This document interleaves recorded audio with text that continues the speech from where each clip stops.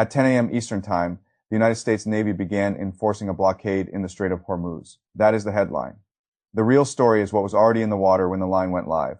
Chinese ships not sailing toward the strait, not waiting outside it, already inside. That is the image that matters. American warships moving to enforce a new barrier across the most important energy choke point on Earth, while Chinese linked traffic is already past the gate, already in the corridor, already impossible to exclude cleanly without creating a second crisis on top of the first. That is why this is not a normal blockade story.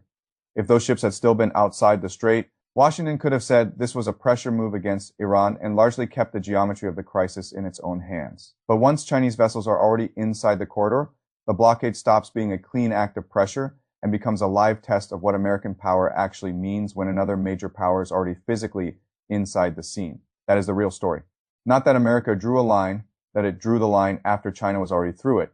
And once that happens, every option gets worse. If the United States boards or seizes Chinese-linked shipping, the crisis stops looking like enforcement against Iran and starts looking like a public humiliation test for China. Beijing cannot pretend not to see that. It cannot quietly absorb it the way it can absorb sanctions, speeches, or background diplomatic friction. A ship stopped in Hormuz is visible, it is legible, it is the kind of thing every capital in Asia, Africa, and the Gulf understands instantly. If Washington lets those ships pass, the blockade looks weak in the first hours of its life. A blockade that announces total seriousness but visibly makes exceptions the moment it meets real pressure is no longer a demonstration of control. It becomes a signal that the line exists, but only up to the point where the costs become uncomfortable. And if Washington enforces the line selectively, stopping some vessels, delaying others, allowing some through under technical distinctions, then it creates the most dangerous outcome of all in a place like Hormuz. Not clarity, uncertainty, and uncertainty in a corridor. This narrow is not a side effect. It is the crisis. That is why I think the right way to understand what happened this morning is through one frame, the inside.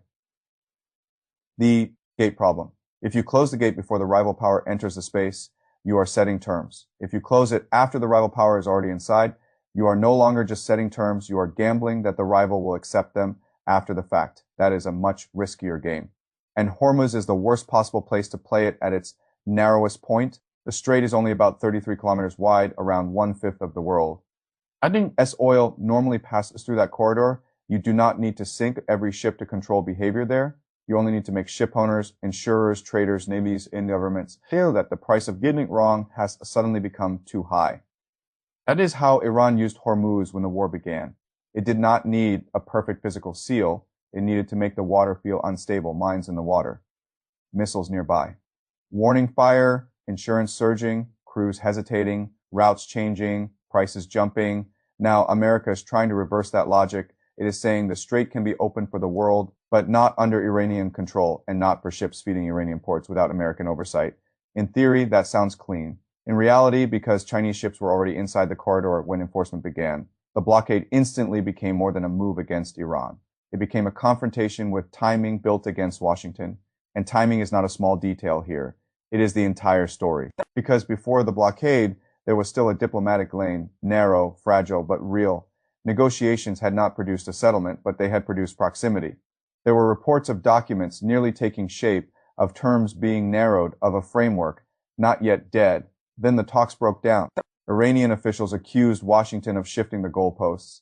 And within hours, the answer was not wider diplomacy, not a new multilateral format, not a pause to prevent a maritime collision. It was escalation in the tightest arena available. That matters because it tells every actor watching how Washington read the moment. It looked at failed talks. It looked at Chinese shipping already moving through the corridor. It looked at the fact that Hormuz was already crowded with commercial, military, and political consequences. And it still decided that more pressure in less space was the answer. That is not a minor escalation. That is escalation in a room with no spare exits.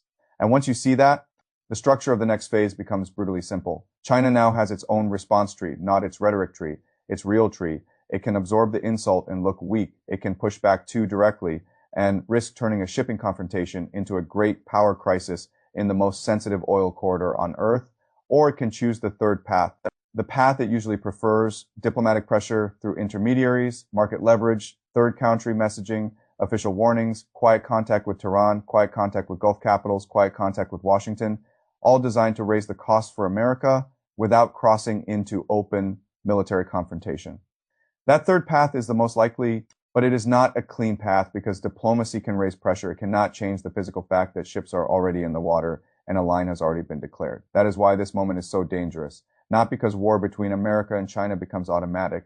It does not. But because every path now leaves damage somewhere. If China swallows it, it pays in credibility. If America bends, it pays in credibility. If both sides try to avoid visible defeat through selective enforcement and layered messaging, then the cost gets pushed outward into the region, into shipping, into markets, into states that were not the authors of the crisis but will still pay for it. That is where Iraq comes in. Iraq is exactly the kind of country that gets broken when great powers turn a shipping lane into a credibility contest. It depends overwhelmingly on Hormuz for the flow of food in and oil out. Iraq did not design this crisis. Iraq cannot control this crisis. But if Hormuz becomes more dangerous, Iraq still suffers the consequences, and Iraq is not alone. There are sailors across the wider Gulf system already trapped by delay, rerouting, risk, and fear. There are insurers repricing exposure before events fully unfold. There are governments making emergency calls, not because all the ships have stopped, but because they know in a place like Hormuz, the threat of disruption is often enough to spread economic pain far beyond the point of contact. That is what blockades do once they become real. They almost never stay aimed at the target advertised in the announcement. They widen, they drag in bystanders, they force every actor connected to the water to start calculating off everybody else. As next move, Iran asks whether Washington really wants the wider confrontation this structure could produce. Washington asks whether Beijing will test the line directly or work around it indirectly. Beijing asks whether visible restraint is cheaper than visible humiliation. Europe asks how much oil instability it can tolerate. Regional states ask whether aligning tightly with the blockade now carries more risk than hedging around it. Markets ask the ugliest question of all, how much worse does this get before anyone regain control of the sequence? That is why I do not think the correct reading of today is that America created clarity.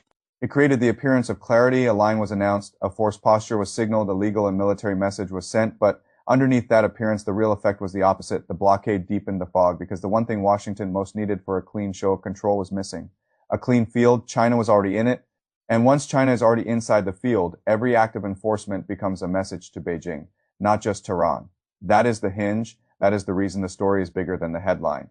Because if this were only about Iran, the logic would still be dangerous, but it would be narrower. Pressure Iran, test Iran, escalate against Iran, absorb the consequences as a regional fight. But the moment Chinese ships are already inside the Strait, the blockade is no longer a regional instrument alone. It becomes a test of whether American pressure can still organize the space after another great power is already physically present in the critical corridor.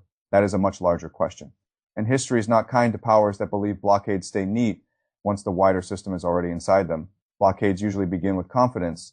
They begin with official language that sounds clean, proportionate, and controlled. But once third country economies, great power credibility, civilian shipping, insurance chains, energy markets, and rival political timelines are all trapped inside the same mechanism, the designers of the blockade stop owning the consequences in the way they imagined at the start. The pressure begins to travel. It hardens resistance. It widens the diplomatic map. It creates pain in directions no one advertises during the announcement. And that brings us back to the opening image. American warships drawing an enforcement line, Chinese ships already inside the Strait. That is not a small detail at the edge of the story. That is the story. Because a blockade announced after the rival is already through the gate is not pure control. It is a wager that China will not push too far, a wager that allies will stay aligned, a wager that markets will absorb fear better than policymakers fear they will, a wager that Iran will feel more pain than opportunity, a wager that a corridor this narrow can carry a contest this large without something snapping. Maybe Washington believes those wagers are still worth taking. Maybe it believes the alternatives were worse. Maybe it is, right? But nobody should misread the structure of this moment. The real story is not that the United States blockaded Hormuz. The real story is that it blockaded Hormuz after Chinese ships were already inside the Strait. And when the gate closes after the other great power is already through it, that is not the clean beginning of control. That is the beginning of a contest nobody fully contains.